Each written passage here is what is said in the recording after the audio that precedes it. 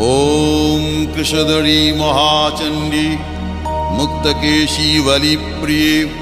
कुलाचार प्रसन्यास्ये नमस्ते शंकरप्रिये घोरदंष्ट्रे कोटराक्षी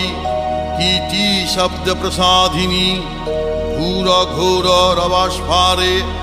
नमस्ते चित्तवासिनी बंधुका पुष्प शंकाशे त्रिपुरे भयनाशिनी भाग्योदय समुत्पन्ने नमस्ते वरवन्दिनी जय देवी जगद्धात्री